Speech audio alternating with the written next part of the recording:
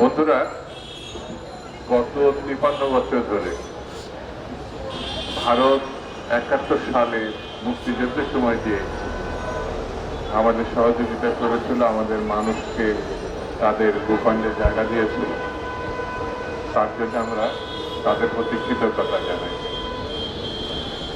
আমরা তাদেরকে বন্ধু হিসাবে গ্রহণ করি, কিন্তু এই ভারত গত 53 বছর মুক্তিযুদ্ধকালীন সময় থেকে আজ পর্যন্ত আমাদের বন্ধুত্ব, আমাদের কৃতজ্ঞতাকে তারা তাদের স্বার্থে ব্যবহার করার চেষ্টা করে। এটা আমার কাছে মনে হয়। যেমন এখানে বিশিষ্ট মুক্তিযোদ্ধা সিরাজ ভাই অত্যন্ত সুন্দরভাবে বিশ্লেষণ করেছে, মুক্তিযুদ্ধের জয়লাভ করার পরে তারা আমাদের তৎকালীন নব্য বাংলাদেশে কিভাবে লুটপাট করেছিল তাদের সেনাবাহিনী এবং তাদের জনগণ।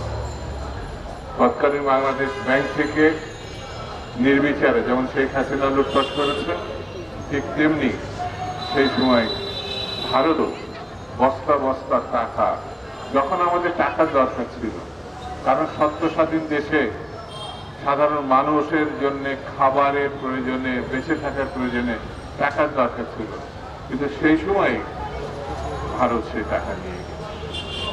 আমাদের দেশে পাকিস্তানিদের কাছে যে আগ্নেয় অস্ত্র সেই সময় বাংলাদেশ, সদ্য স্বাধীন বাংলাদেশ পেয়েছিল, সেই অস্ত্রগুলো তারা ট্র্যাকে ট্র্যাকে পড়ে তারা ভারতে দিয়ে গেছে। এবং ওই যে সিরাজ ভাইয়ের কথা অনুযায়ী তিনি মুক্তিযুদ্ধে সক্রিয় অংশগ্রহণকারী কয়েকটা এসএলআর, বলা যায় রাশিয়ান এসএলআর ছাড়া আর কোনো অস্ত্র সেই সময় বাংলাদেশে পাওয়া যায় না, অথচ হাজার হাজার কোটি টাকার অস্ত্র সে সময় আমাদের থাকার কথা ছিল। অর্থাৎ একটা সেনাবাহিনী তৈরি করার মতো অস্ত্র সে সময় ছিল, তা সব নিয়ে গেছে।